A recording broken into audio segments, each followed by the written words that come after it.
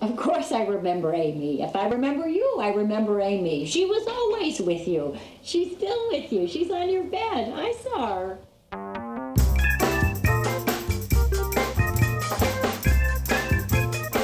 Grandma Ida gave it to her upon her birth, and Amy was attached to her ever since. She would drag that Amy all through the house wherever she went by the arm, constantly. Amy was like the most important person in her life. The first major trauma of my life occurred at the age of 2, when I almost lost Amy while driving across the country with my parents in the back of a station wagon. It was August in 1969, and we were on a long trip, moving from Buffalo to San Francisco. And it was Susie's birthday, her second birthday, and so we ended up in my brother's place. We celebrated the birthday, we had a wonderful time, and finally we got on the highway, the Jersey Turnpike, and we were just rolling because we were on our way to California. And somewhere down on that highway, we heard loud and clear from Susie, who was in the back of the station wagon. She says, "My gosh," she says, "Amy was missing. Amy was not aboard." And there was no question at all that we were going to go on and not go back to get Amy. After that time, if Susie had distress anywhere during that trip, the first thing she did was sniff on Amy. And then the next thing she would do would be to find her place in a porter crib in the back of the station wagon. And if that didn't work, then she asked for her mother. Did you know that Amy was a dog? No. Honestly. Amy doesn't look anything like a dog. She's a dog. You know, when Susie was about 8 months old, she got this terrible flu, and her grandmother brought this dog over to comfort her. And so before the end of the day, every bit of fluff on that dog was gone. She'd had this dog up to her nose, sniveling away, tearing every little bit of fur off. And that is why you couldn't recognize her. I tell you something, who would have known? That she was started out as a dog, and not only that, when all the fur was ripped off of one, the grandmother came with another one. And this one came to be known as Brother John. And you might recognize him as a dog. He still looks peaceful. Never seen Brother John. I've only seen Amy. She didn't take to Brother John. It was only Amy. Around the time that my brother was born, I decided to run away from home. I guess I felt threatened and left out by his arrival.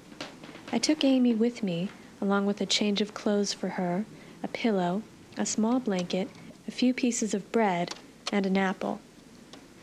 I don't know how long I expected to survive out there, but sometime later my parents found me a few blocks away at the local shopping center and brought me home.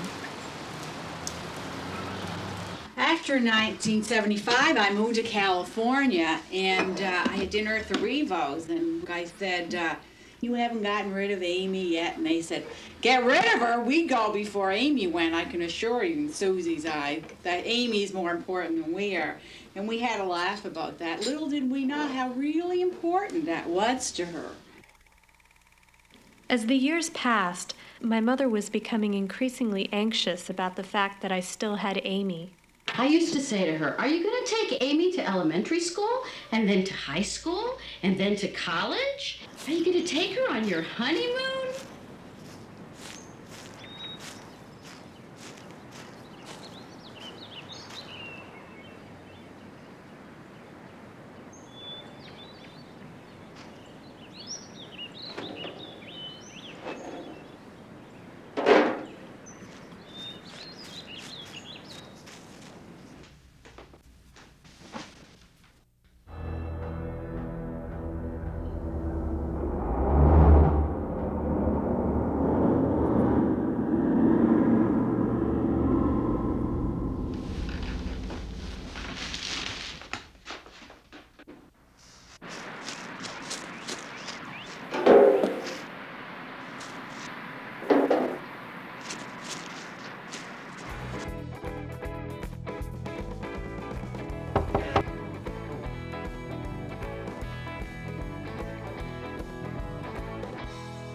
When I first saw the doll, Susie and I were roommates at college. We were living in this really small dorm room with one other person. And I guess the doll was like sitting on her bed or something, and I looked at it, and I didn't know what it was. I was trying to figure out what it was. It just totally freaked me out. I think I jumped and screamed, and I thought it was like a body part with worms crawling all over it, or just something totally disgusting.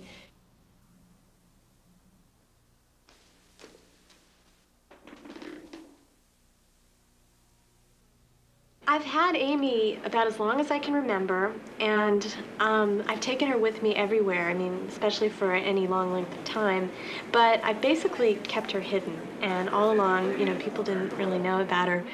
But recently, I saw this children's book, The Velveteen Rabbit, which I'd never read as a kid, and it's all about this little boy who rubs all the fur off of this bunny, and at that point, the bunny becomes, like, real.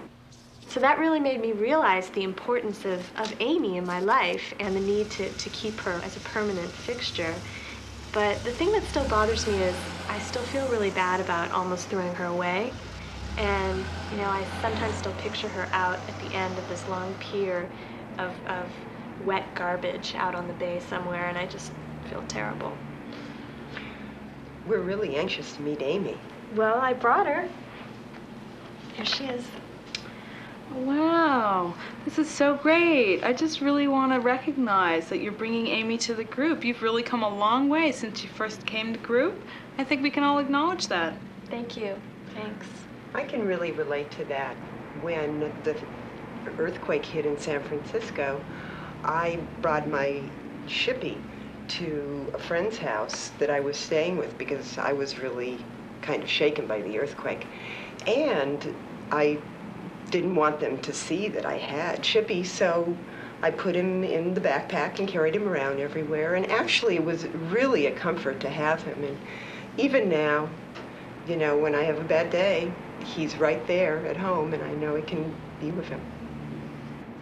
You know, I really wish I had rebelled more like Susie did. I mean, people kept telling her to get rid of Amy, and she didn't listen to them, and now she still has her. And there are a lot of things that I've gotten rid of in my life, but of all the material things, I still wish that I had Daisy Baby, because then it would be a link to who I was, to who I am, you know, a link to my past. Grandma? Yeah? Did I tell you that I'm making a film about Amy? Oy, oy, oy. Well, it's certainly not a pretty thing to project on the screen, that little, you know, thing. Do you remember you gave her to me? Yes, and I always felt so bad that I didn't give you a better one. It was a cheap little thing. Did you know she was a dog? She was? You mean Amy? I didn't know that. Anyway, is this thing in existence yet? Yeah, she's still around. Well, God, what is she like? She's even more worn down. Oh, dear God. Isn't she smelly and everything? Yeah. So it was a dog, the poor thing. And you made a little Amy out of it. That was quirky.